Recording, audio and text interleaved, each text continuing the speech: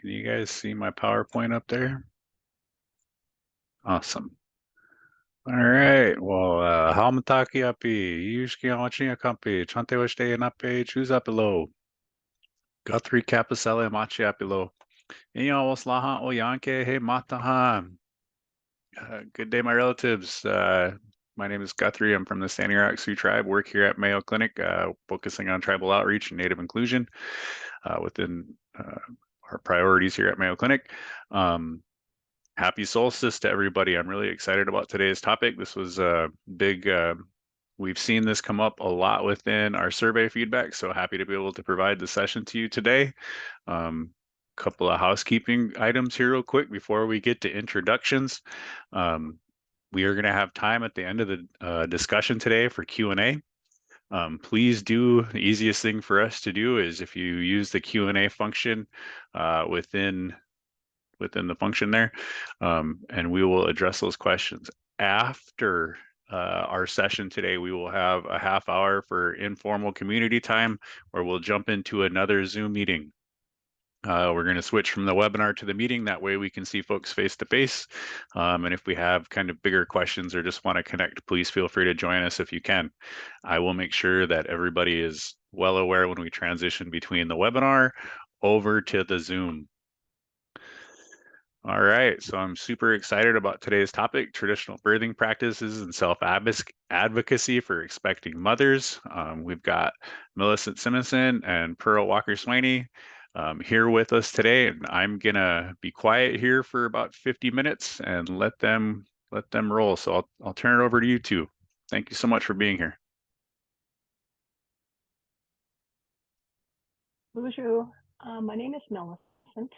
I'm from Bemidji, Minnesota. I am a traditional elder midwife, and I work with Mewaja Undada Sike Wigamig out of Bemidji, Minnesota. And what that means, Mewaja means long ago, like beginning of time. Undada Sike means a woman who sits with the woman birthing or the woman who is birthing. And Wigamig means the structure of any sort of where you feel that you would like to birth at. That could mean bus was actually my first experience into midwifery. I worked with a family who had their baby in a bus. It could be your home. It could be a birth lodge, per se, and then also your hospital facility or a birth center. And I am so happy to be here. Thank you so much, and I will Dini Pearl. Miigwech, han matakiapi, chante washte nachuziapi, shkanshkanweni machiapi, ishlowohani matahan, malakota matakota wian. Hello, my relatives. It's good to be here. I greet you with a heartfelt handshake. My name is Pearl, and I am a doula here at Mewaja Undada ZK Wigaming with Millicent. I support families and sit with them during their beautiful sacred time of pregnancy, labor, birth, and postpartum. I also am a certified lactation counselor. I've been doing this type of work for about 7 years or so, and I'm happy to be here.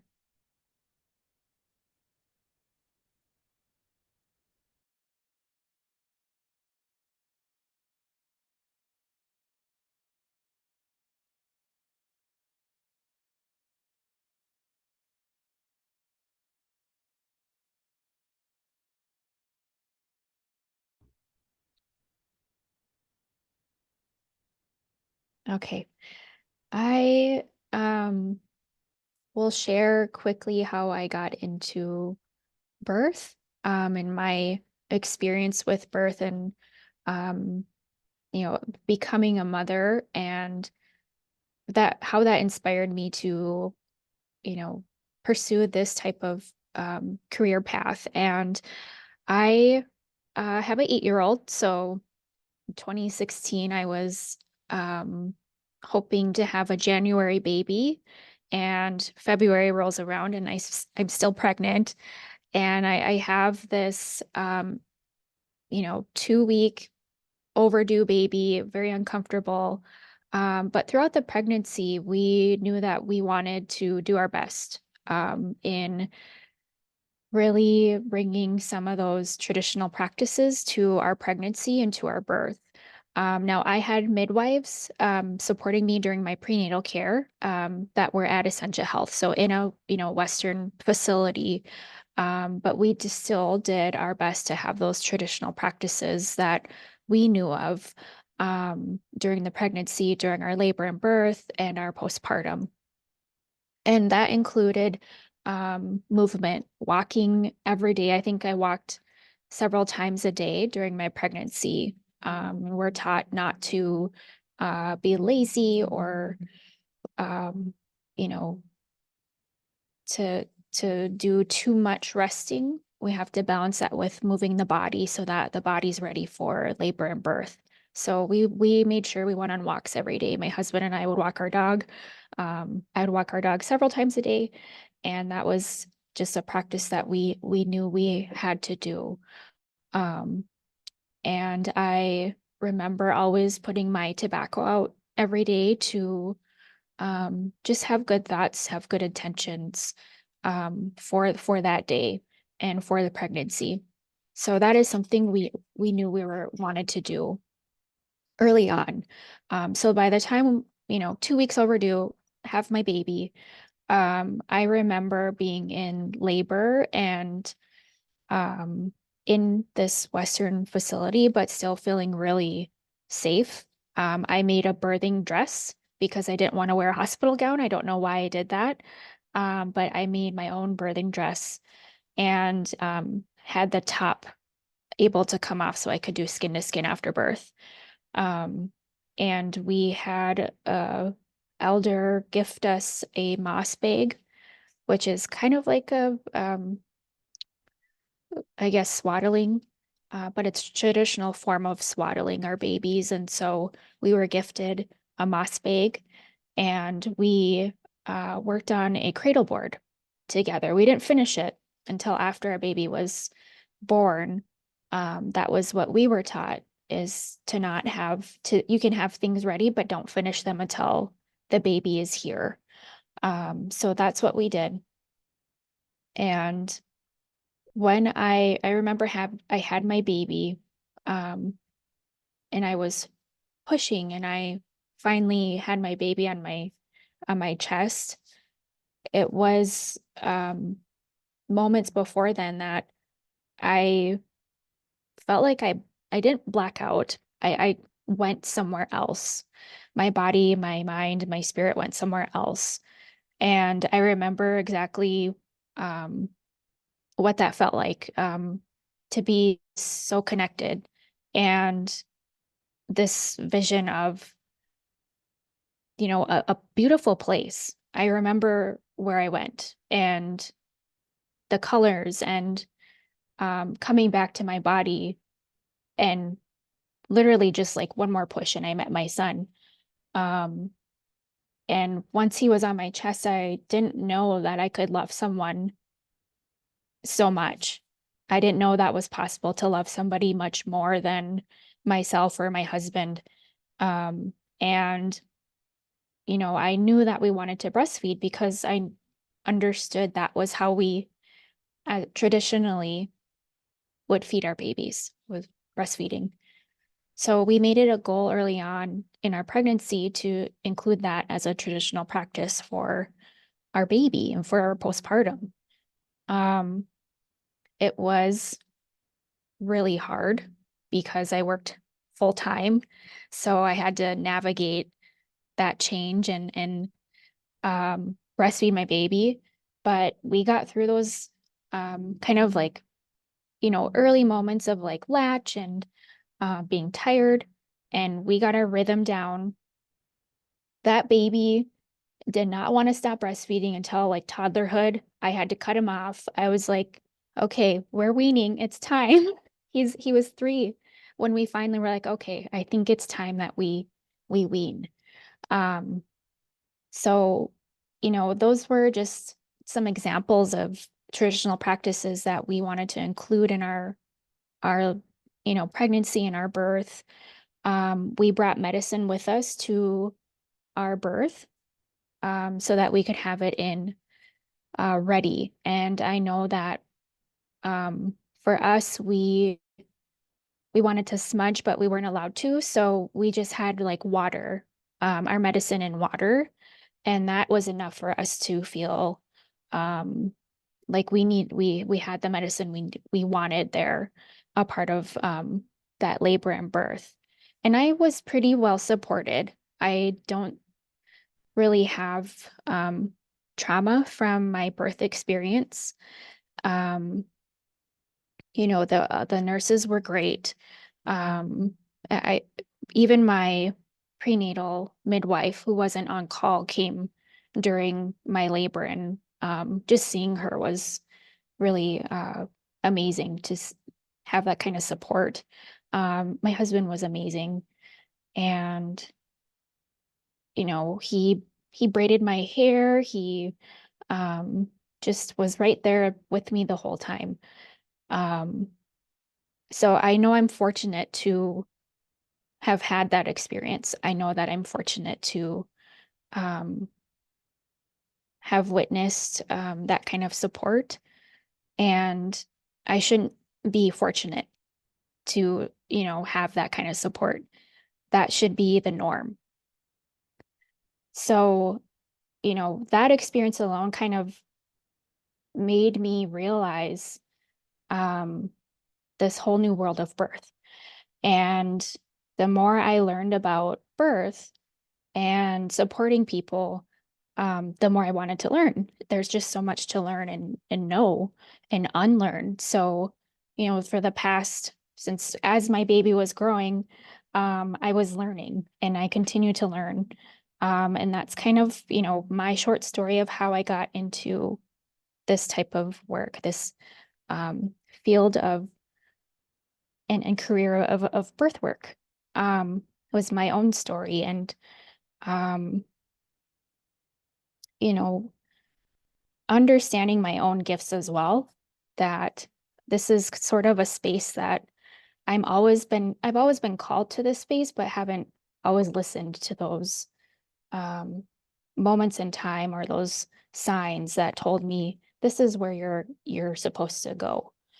So finally I've listened and took the leap and the jump, even though it was kind of scary. And I've found a really amazing team to be surrounded by and guide me. Um, and this is again sort of that gift that I was born with. We all have a gift we're born with. And to be able to sit alongside families and share that with them is pretty amazing to see how they respond and how they think about themselves and how they think about their baby coming into this world, that we're each born with a gift. And that's our role as parents, our role as aunts and uncles and the grandparents, extended families, to help that baby nourish and grow their gift while they're here. So that is kind of my story in a nutshell. And I don't know if you would like to jump in now, Millicent. Thank you, Pearl. So there is an age difference.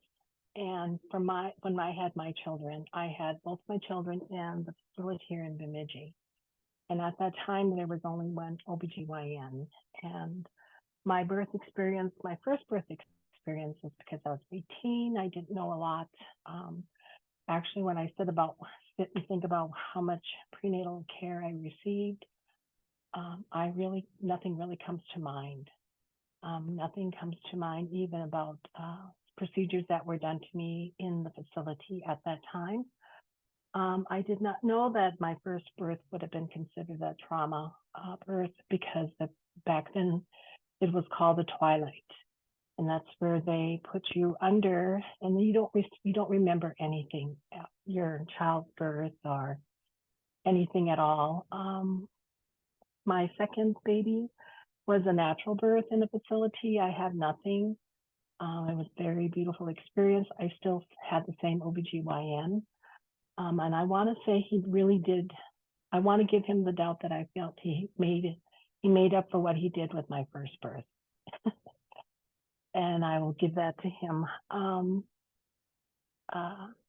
My experience coming into birth work too is also seeing what our women experienced when they went in to receive any type of health care within systems that we have here up in northern Minnesota regarding private entity or tribal health. I don't know, each and every one of us will have to decide how we want to receive care.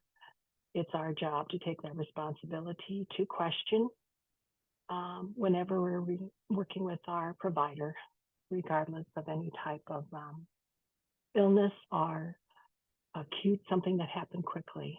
You do need to take that time. If you don't understand what's going to be asked of you or you're signing papers, you need to read everything before you sign anything.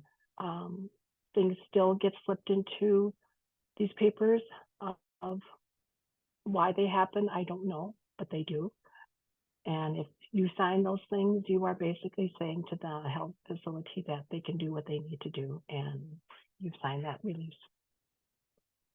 And some of this can be very detrimental to women.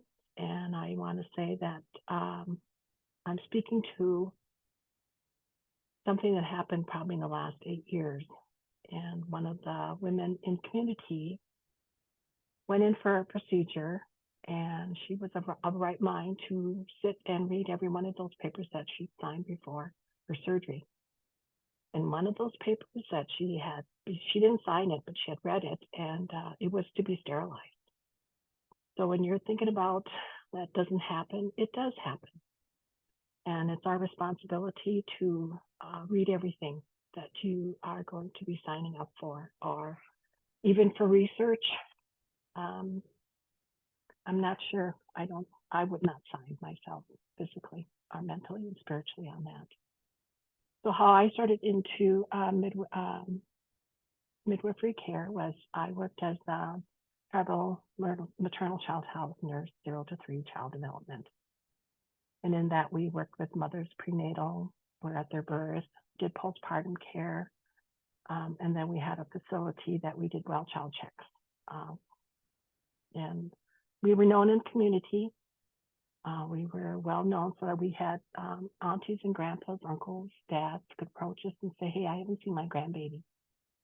Can you talk to the mom, say, I want to see my baby, my grandbaby. And so we would do that. And so that's how we were available. We were visible, we were approachable, and we followed through what was asked of us as working for a community.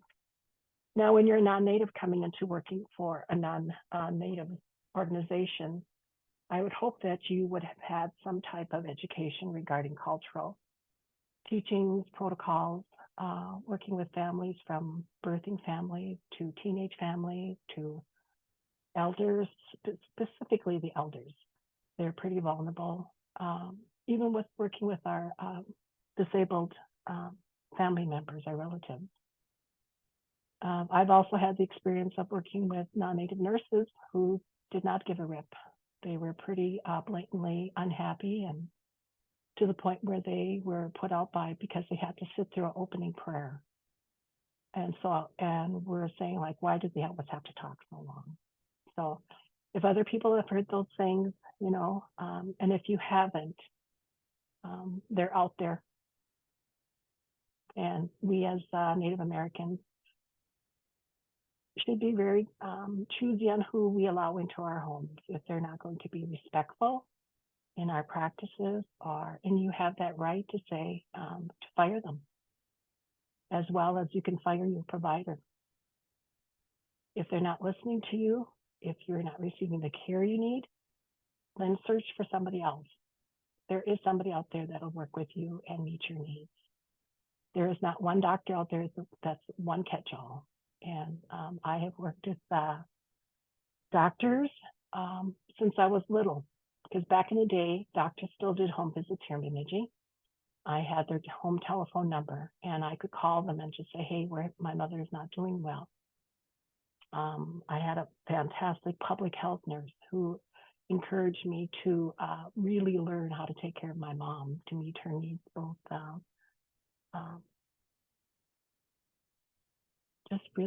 she just taught me well. And actually, about 2 years ago, she passed away at 100.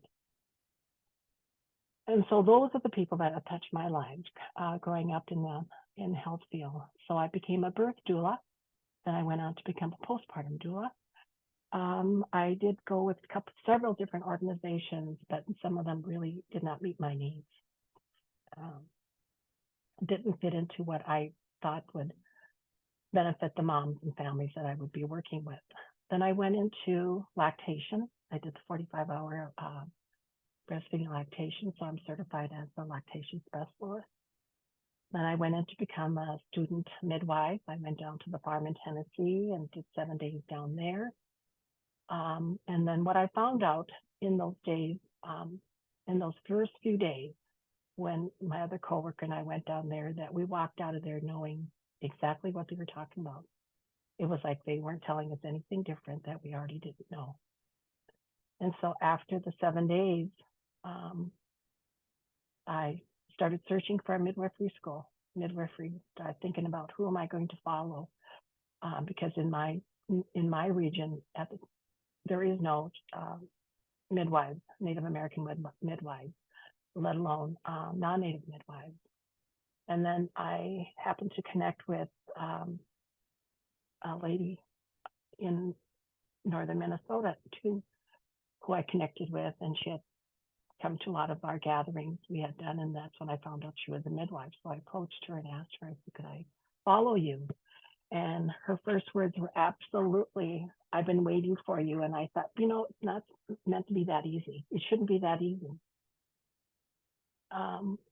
So if you're really thinking about going into midwifery, or you're thinking about going into birth work, there's now several in Native American doula programs out there that are recognized in the state of Minnesota for MA reimbursement.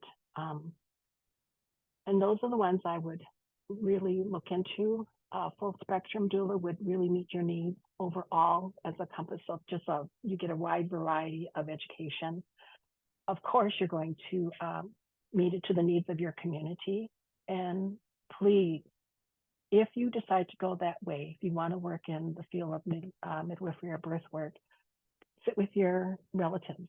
If you are still fortunate to have your mother, grandparents, aunties, take the time to go and sit with them and ask them, was there anybody in our family that worked with bringing in babies? Because all you're doing is that you're just stepping into that lineage of midwifery. And it's not a coincidence that Pearl's doing the work she's doing, or I'm doing the work I'm doing, or for anybody out there that is looking into maybe starting as a birth doula. You don't have to be called a doula. You're an helper. But our teachings are that, Ojibwe teachings that I've received is that all women are midwives, because all women will serve a need when a woman is having a birth, even to the point if you're sitting there watching the children, or you're doing cooking, or you're the one who is sitting at the bedside. And then there's the actual midwife who does all of the care, all of the information from the time that you are born, told that you're pregnant until you're postpartum. And so that's already within us to help care of women. And I want to talk about, there is no blueprint, there is no, per se, says that if you're going to have a home birth or a lodge birth, that you need to have this in place. It is what you and the father of the baby and the family decide, and it becomes what you create. It has nothing to do with me. If I was at your birth, that is you. All I need to be there is a SAMA, which is tobacco, and a gift. I do not accept monetary. I do not accept Julia to be at your birth. But that is my commitment, and I will answer to the SAMA that is being offered to me. And so my first birth was in a bus. It was and a lot of the babies that I've attended have been born on full moon. And it's a beautiful time, not to say any other time isn't beautiful, but there is something special about that full moon when a baby is born on full moon. I have my protocol that I follow, and when I receive the call, I will have my baggage ready. I put my sema out before I even head out the door, out of my yard. I'm praying as I'm going, and when I get to the family's home, I put my sema down now. I do not I ground myself. I want to be in the moment. I want to be acceptant of whatever is brought to that birth. And it's the mother who will decide when things are done and how they should be done, because we've already talked about that before. And if you're missing something like that, if you're currently pregnant right now and you're missing those things, then something is not right. You need to find the people who will make those things that will stand behind you and allow you to have that birth the way you want it. The men who have been at the birth will say prior to, you might say, would you like to catch your baby? Because it doesn't have to be us who catches the baby. We are there to support you. We will intervene when needed, but we always encourage either one of the family members to touch the baby first. It should be your family. And if we need to, then we will come in, and then mom will just ask mom to grab, reach for her baby or the dad. We give after the birth, we give the families an hour to bond, and that is their time. We leave them alone. We don't do anything. We don't wash the baby. We don't weigh the baby. We have already listened to what we need to take care of. We monitor mom for bleeding, all of that stuff. And then we also encourage family to not to disrupt them. Even grandmas, sorry, that is mom and dad's time and baby. And then after that, then they can decide who wants to come in to see their new relative. We talk about this placenta. I have to tell you, I do not share eating placenta or using powder encapsulation. All of the grandmas that I spoke to, even just a couple weeks ago, I said, what are your thoughts about our women eating their placenta raw or in a powdered form? And of course, they speak in Indian and basically said, Gawing, no, we never used to do that. That isn't the practice that we do up in northern Minnesota. We do encourage them to take care of the belly button. We have an herbal bath that we give. We take care of, that we set up for the mom to have and then to use afterwards for cleansing. I do carry some medicines that for different things that can happen. We have medicines for hemorrhage if there is a hemorrhage. We are monitoring our moms closely for anything that, if there is emergency where we do have to do a transport, and we have, and that is something we've already discussed in our care. But we really rely on the fathers. The fathers are the number one person that we really reach out to, because you know your partner better than anybody else. Because even sometimes our moms will say, oh no, don't call right away. I'm okay, I can handle it. And then pretty soon they'll call and they'll say, really, I think you need to come. All right, we're on our way. It's okay. And for first-time moms, we always encourage you to get somebody there to be with you, to help you through your first and early stages of labor, because sometimes, the fear gets overwhelming, and that fear can cause more pain. We need to learn to relax. And but when we have worked with first-time moms, they are so amazing. I've worked with moms as young as, 9 up to 48.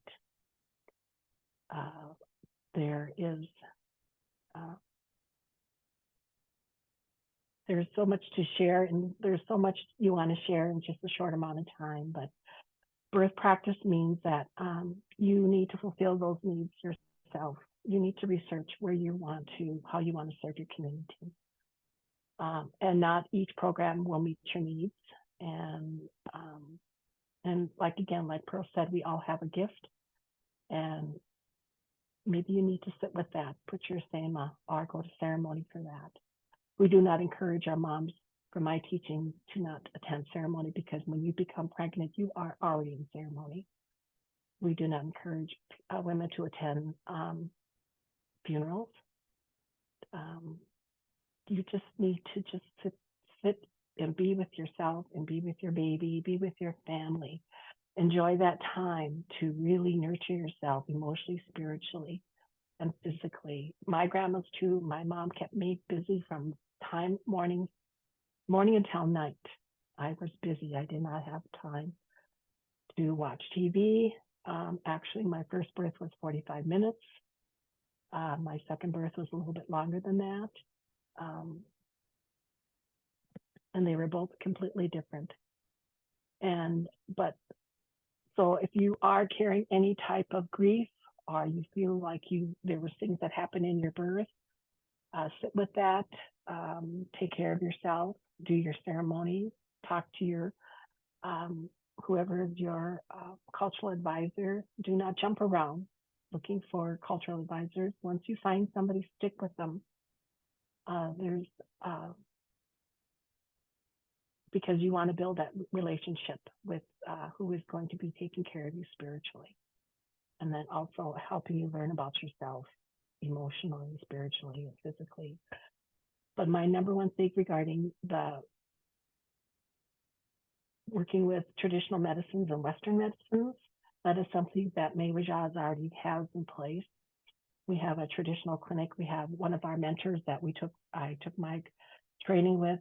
She comes down quarterly for us, and we do a health clinic, and we use our medicines. And we have a protocol for that. And I think, Pearl, did you put our stuff into the chat? Okay. So if you want any more information about that, you can contact us here at May Rajaz. And our medicine is meant for specifically one person who brings their asana and their gift. It is not meant to be used on anybody else. It won't work. And my teachings are that medicine will not interfere with the Western medicine. It will not interfere with chemo. It'll go exactly where it needs to be. And I personally have used it. I personally use ceremonies in my life. I'm a day one on 5th degree. I am, but I think I have a good understanding of what the medical field is working since I was a child. I really believe that the health system does not understand us in our way we take care of ourselves. I believe that there's a lot of education that needs to be done. I don't care who you are, where you come from. If you haven't really sat with your Native American relatives, then you're really missing out on doing better care for them, because actually, I really believe that everybody that goes into a facility already knows what's wrong with them. You already know. Nobody has to tell you. Maybe there might be an x-ray or a lab, but deep down, if you know yourself, you know what's wrong already. That's how powerful we are as Native people. So listen to what's being presented to you. Listen to your dreams. I'm a dreamer. My answers come from dreams, gifted dreams.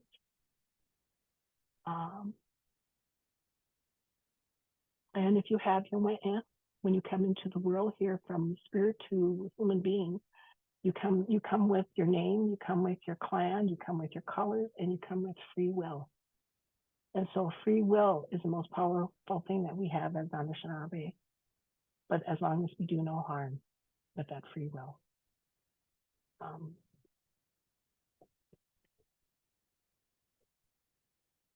And there's all different types of ceremonies out there. I can't even begin to name up how many.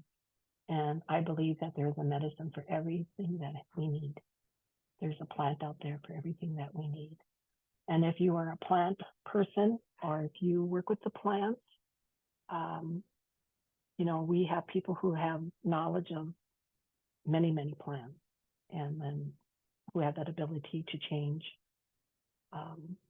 interchange these medicines to work on one illness in somebody that comes. Or we have people who only have one medicine, but they are known well throughout Indian country for that one medicine. And so talk to the medicine, sit with the medicine, learn about it, learn from somebody who already knows. Don't rely on internet, don't rely on books. But for our ways, it's always sitting with the plant, always sitting with the knowledge keeper of plant medicine. Because there is identical. There's the plant and then there's the duplicate. There's the what do you call it? What is it? Yes, the twin, but that one isn't what the real one. But yeah. I think that's it. I want to run over. Did I go?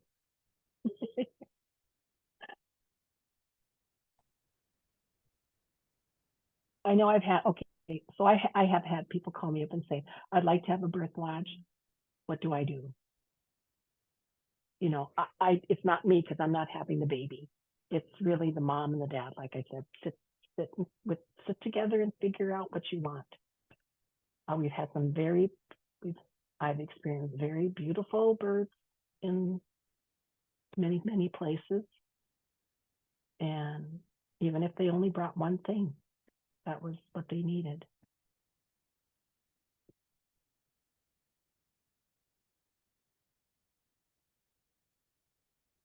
And they always say that, you know, you should give your baby your name, the name, Indian name. And that's how that's how the creator they're identified by the creator by her spirit name. So if nothing else, you know, please give your baby give them their Indian name and their clan, because they'll need that for the rest of their lives to be able to be identified as Anishinaabe.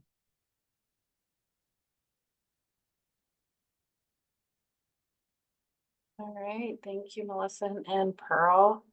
I'm going to be going over some of the Q&A that we have from our attendees of this webinar. This has been a really good topic. I mean, we've been looking forward to this. There have been individuals in the past that have mentioned wanting a presenter to speak on traditional birthing methods, and I'm so happy that you're both available to kind of talk about your experience and your practices. So thank you so much. It's very relevant to so many women. I'm 6 months pregnant, so definitely really was interested in hearing. Just like you said, everyone has different, you know, experiences. I have one 9-year-old son, and this will be my second. So going a different route. I also gave birth back on the reservation before, and now I'm here in Rochester. So it's a huge difference and a different experience. And I'm sure a lot of our attendees have experienced the same thing, who live more in an urban area away from the reservations or communities. So thank you again. So I'm going to go ahead and jump into our Q&A. And a couple of questions that I've already seen in our webinar chat. One of them is from Tammy, who asked if you could share a resource for birthing rituals.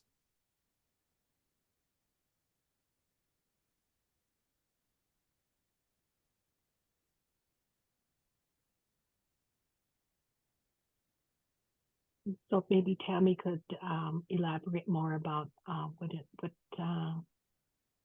nation is she from? Is she Ojibwe, Lakota? Because that's why Pearl and I are here today, because I can speak to the Anishinaabe and Pearl is Lakota. So you do want to make it specific to what nation you're coming from. Mm-hmm. And if she could put something in there, then maybe between the two of us, we know people who we trust to share. Sure. All right, Tammy, if you can drop in the, oh, she just dropped in the chat. Okay. So no nation specifically, just wondering about more information. So in general. Mm-hmm. Mm-hmm. Yeah, that's a real tough one. I really can't elaborate on that. It's too broad. It's mm, it really is specific to the families that are having the baby. It's there's no blueprint to say that it's going to be universal, that it's going to work for Lakota, Anishinaabe, you know, any other race. I'm getting feedback.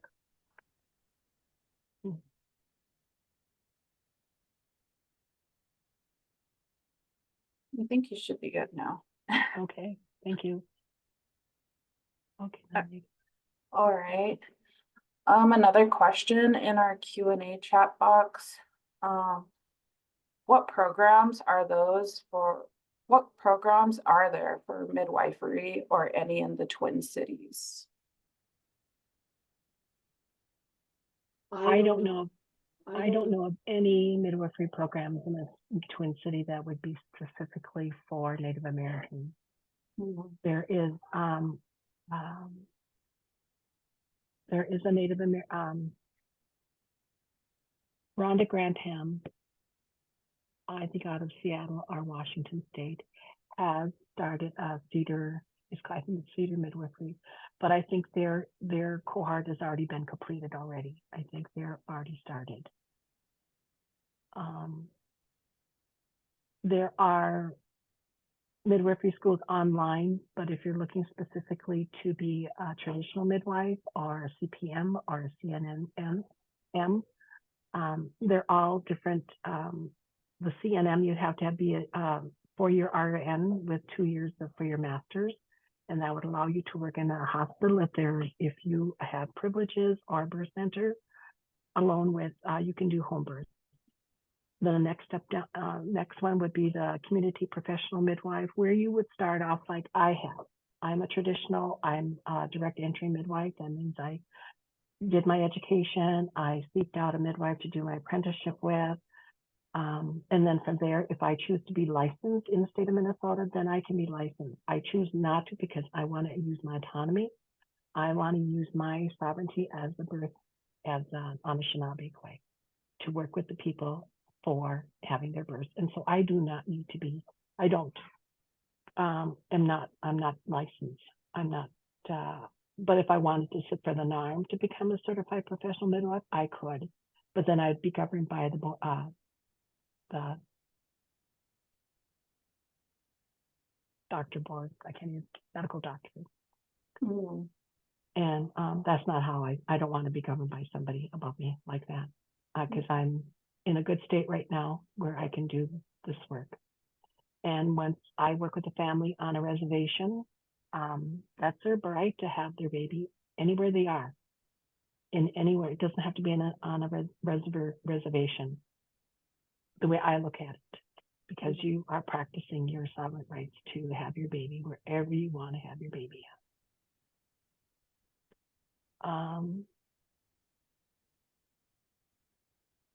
Maybe in 2.5 years, there'll be another some midwifery program coming through. Right now, hold on here.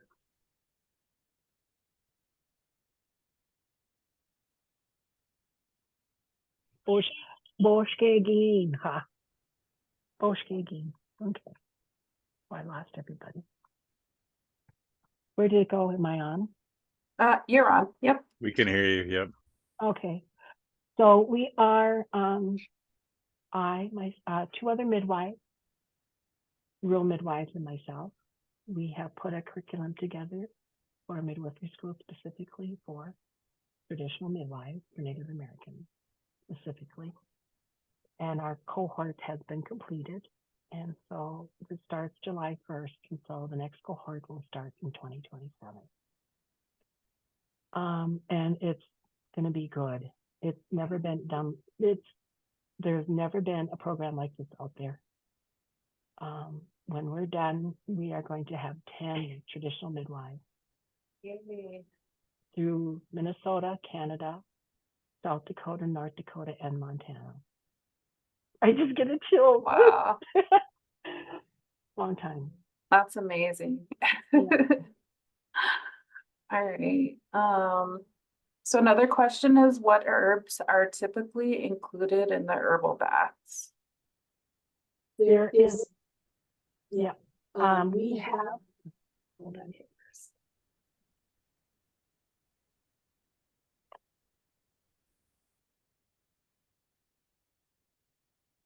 He's getting some to show you.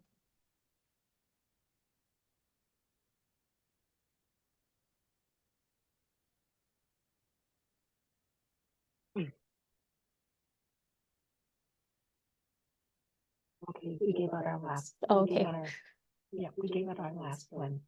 We get our echo. We get our herbal baths through some of the midwifery stores that we have, like in Your Hands, Precious Arrows. But the other traditional midwives, we're going to be making up our own. And so that is something that Monday, we're going to be putting our own herbal baths together. And that's the same, and actually that is, that it really has some healing components to it.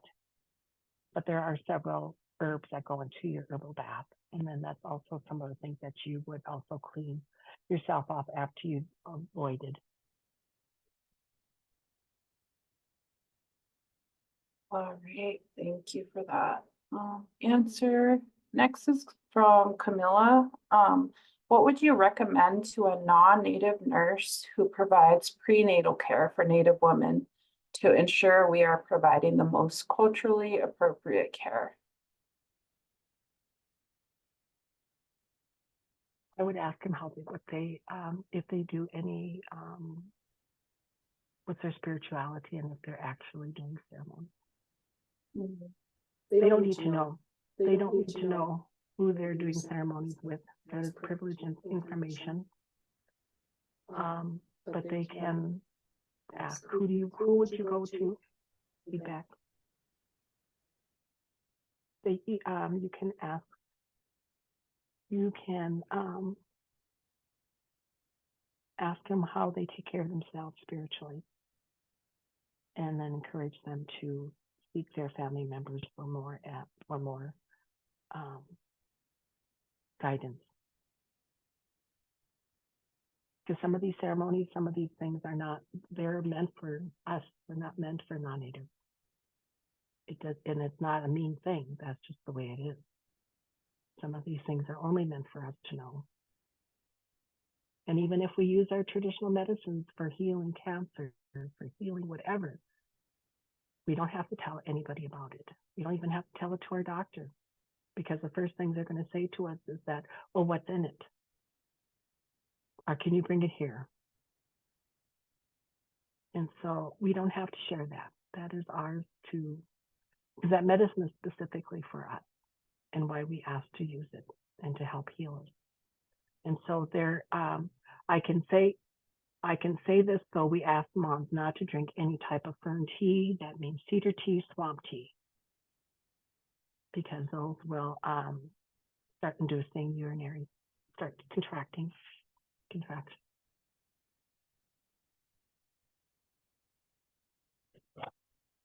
Millicent, could you just kind of reinforce that again with what you just said there? I think that's a really good topic to hit on just for the non-Native folks in the room. What, I think what you said about the spirituality piece is important, but then also kind of considering, how folks might be taking care of themselves traditionally, what sort of things they might want to avoid in that space, or how they might want to modify that. Well, it's just plain and simple. It's a personal path that we take when we're working on ourselves spiritually. And for prenatal care, that's why I said, just tell them to, not to drink any of the fern teas. It's going to be, if I was pregnant and I went to my nurse for prenatal care, and she had asked me, like, what do you do for your birth? What do you do? Any medicines? Do you do any ceremonies? I would probably look at her kind of sheepish. I would probably look at her and I'll say, why do you want to know this? What benefit is it of you? What is it going to do? Serve any purpose for you to know these things? Because you're not going to attend ceremony with me. You don't plan on attending ceremony with me. You don't have the time to really know me within 7 minutes of receiving prenatal care or 5 minutes of receiving prenatal care, and let alone if you're even going to be the nurse. We know you're not going to be the nurse when I go in for delivery. We already know that we might not even have the same OBGYN for our delivery. Yet we will go in there and have a baby, but then yet allow somebody who's non-native catch our baby. Those are things we need to start thinking about. Who should be touching our babies the very first time when they enter the world? It should be mom, dad, grandma, or whoever you want there. It even could be a good friend who's native, but it should be a Native American who should be touching their baby when they're born. And you have that right to ask for that. There are 25 things that are out there right now to advocate for you as a pregnant woman to receive care. And I think that's on the Childbirth Connection. They have a pamphlet out. There are things in there, you'd be surprised what you have, the power that you have when you walk into a facility to ask for good care. And you have that right to leave if you're not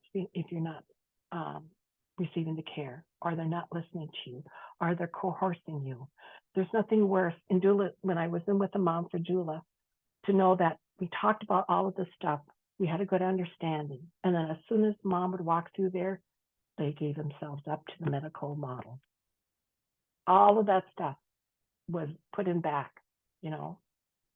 And of course, it ended up with a C-section because, honey, I'm here to help you. I can take away that pain. There's something here we can give you. And so they wear you down. And so when dad is in that room, you have that right to say, you know, excuse me, but she's already told you already she doesn't want any pain management. Or you can say, we will let you know if we need anything. If there's something that happens in emergency, it is an emergency.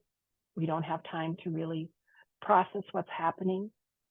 But if there is time when there are things that are happening and you don't feel right now, thank you, Pearl. You can say, could we have a little time to think about this? They have to allow you that right to do that. You do not have to sign anything immediately as it's presented to you when that nurse comes in. Remember that. If there is something there that's not right to you, if your gut feeling says, I don't want this, or it's not meant for me, go with it. Really trust your gut, trust your spirit, trust your beliefs, and belief that you know what to do. Yes, and I will echo that because when I got my first prenatal, when I was pregnant, I went to a facility where I did not like the way I was treated by the nurse. It was very cold. There was no care. There was no care there. And the provider as well that came in, the way she talked to me, the questions she asked, the way she addressed me, I didn't like it. And I knew my care would be the same if I stayed there. So I left. I gave them no warning because it is my care, it's my body, and I deserve to have good care. And so I did research and I found people who really do care.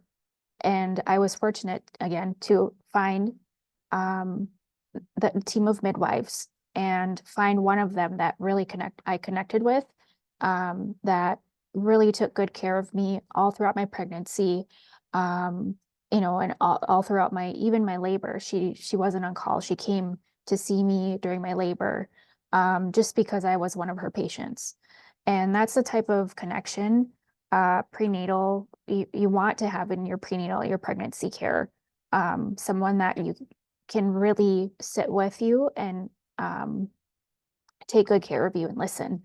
And you know, I see a question somewhere, and how do we encourage moms to be more confident in the future? And that's what it is you know, they have to listen to that intuition, that gut feeling, that gut instinct that tells them the care here is not going to be what I need. I need to find something else and someone else because there is going to be someone else available. There is someone out there that will take good care of you. So you have to really trust that.